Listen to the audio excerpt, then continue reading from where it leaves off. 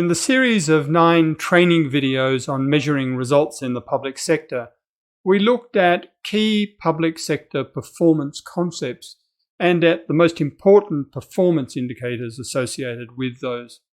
In this supplementary video, we're going to turn our attention to the output and outcome indicators contained in the latest version of the Uganda National Development Plan, as well as documentation are closely associated with the NDP, including the NDP Results Framework and the Uganda National Budget Framework paper.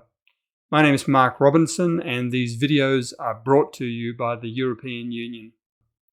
The priority here, of course, is to get the indicators right. That is, to make sure that we are using performance indicators which best capture the results that the government is delivering to the Ugandan people.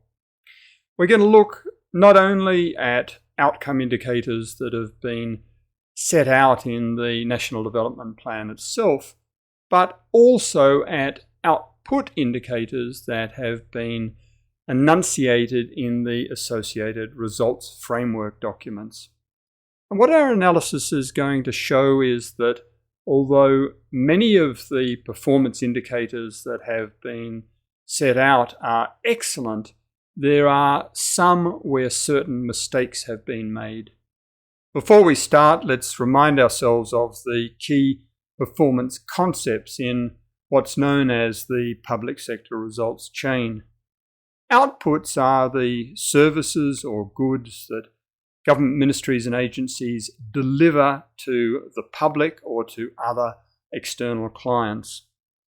The beneficial changes which result from the delivery of those outputs are the outcomes, and they can be beneficial changes in individuals, such as higher levels of education, in the physical environment, such as reduced levels of pollution, or for the society as a whole, such as greater security.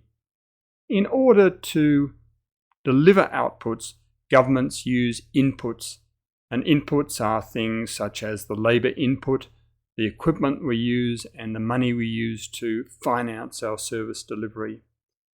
Inputs are used in work processes, otherwise known as activities, and activities combine to deliver the outputs that we provide to the public.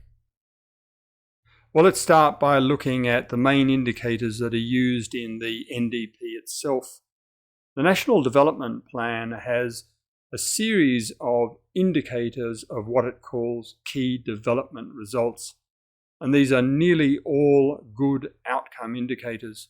Most of these indicators are also used in Vision 2040, and in both documents, targets are set for these outcome indicators.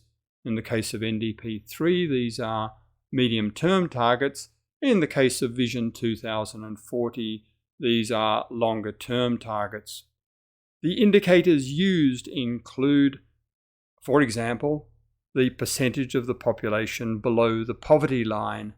And for this indicator, the long-term target in Vision 2040 is to reduce the percentage below the poverty line to 5%. The medium-term target in NDP 3 is to reduce it to 15.5%.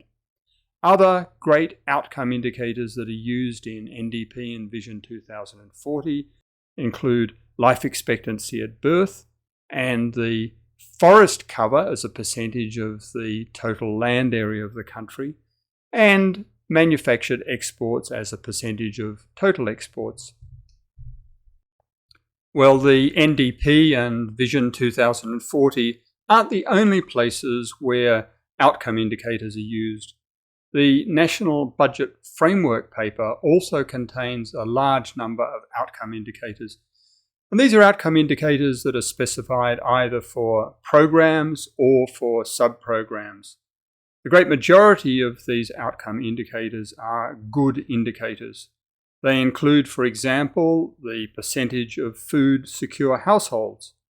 In the agricultural domain, one of these outcome indicators is post-harvest losses for priority agricultural commodities.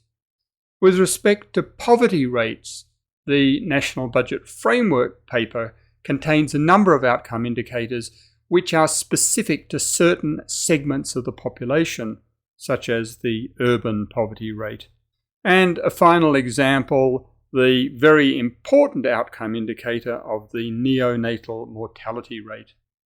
Well, unfortunately, there are in the National Budget Strategy paper a number of indicators that are labelled as outcome indicators, but which are in fact output or input indicators. Again, we have to remember here that an output is a service delivered to the public or to an external client more generally. Inputs are resources that we use to deliver those outputs, and outcomes are the beneficial changes that arise from the delivery of the output. So if we look at an indicator in the National Budget Framework paper, such as the proportion of farming households accessing agricultural extension services, the first thing we note is that the delivery of agricultural extension services, that is advice to farmers by technical officers from the Agriculture Ministry, that is an output, a service. So the indicator of the proportion of farming households receiving that advice must be an output indicator and not an outcome indicator. Similarly, the indicator of the area under formal irrigation. The delivery of irrigation water supplies is an output that government provides to the community, in particular to farmers. So the area under formal irrigation must once again be an output indicator rather than an outcome indicator. If we turn to the indicator of the pupil classroom ratio, we see that classrooms are one of the inputs, one of the resources that's used to deliver the school education output. So the ratio of pupils to classrooms has to be an input indicator, not an output indicator, and certainly not an outcome indicator. And as we look through the list of other program outcome indicators in the National Budget Framework paper, we see a number of other examples like this of mislabeled outcome indicators that are in fact output or input indicators. Well, let's turn now to the question of output indicators, reminding ourselves that outputs are services which government ministries or agencies deliver to the public or to external clients generally.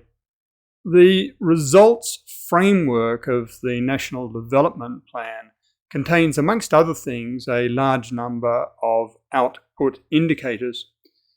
And when we look through these, that we see that many of them are in fact good measures of the services delivered by ministries and agencies. An example such as the number of labour disputes resolved through mediation services provided by the Labour Ministry is a good case in point. The number of tax disputes disposed of by the revenue authorities is another good output indicator. Well, unfortunately, when we look at the list of indicators in the NDP results framework, which are labelled as output indicators, we see quite a few which are not in fact output indicators, but which are activity indicators. And again, we need to remind ourselves that outputs are services that are delivered to the public, to external clients in general, whereas activities refer to work processes carried out within ministries or agencies to support the delivery of those outputs. So if we look at an indicator such as the number of senior management meetings held within a ministry, we immediately see that this is an internal activity rather than a service that's being delivered to the ministry's clients. When we look at the development of a national cyber security strategy, we see once again that this is not an output or a service being delivered to the public.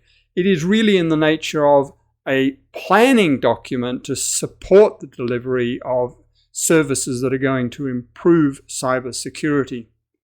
And similarly, if we look at the indicator of the number of prisons connected to the central radio communication system, we see an indicator which concerns services being provided internally within the prison system rather than the service which the prison system provides to the community, which is the incarceration of prisoners with the intended outcome of increasing the security and safety of the society. If we look further through the list of indicators labelled as output indicators in the NDP results framework, we can also note a number that are in fact input indicators, reminding ourselves here that inputs refers to the resources that we use to produce and deliver services in government. Resources such as our labour force, such as the equipment we use, such as the office buildings that we use, and also the money we use to finance our operations. So when we look at an indicator such as the number of new agriculture extension workers recruited, we immediately see an indicator concerned with the labour force, which is by definition an input indicator. When we see an indicator such as the value invested in the microfinance support centre, we see an indicator of the money which is devoted to the provision of a service, which once again is an input indicator. And again, there are a number of other examples in the list of NDP output indicators that fall into this category and which are in fact input indicators. Well, that brings us to the end of this video. A great deal of work has gone into the development of the Uganda National Development Plan and its associated results framework. A lot of work also goes into the production of the annual National Budget Framework paper. In all of these documents, you can find a large number of excellent outcome and output indicators, which really focus on reporting the results that the government delivers to the Ugandan community. At the same time, what we've drawn attention to in this video is that there are a number of indicators that are mislabeled in these key documents. There are, in the results framework, numbers of output indicators or indicators that are labelled as output indicators, which are in fact indicators of activities or inputs. Similarly, there are a range of indicators labelled as outcome indicators, which are in fact indicators of outputs or inputs. To maximise public sector performance, it's crucial to get our indicators 100% right, which is a call to us to act to tidy up and perfect the indicators that we find in these crucial documents so as to maximise our focus on what really matters to the Uganda community, and that is the delivery of high quality outputs which achieve their intended outcomes.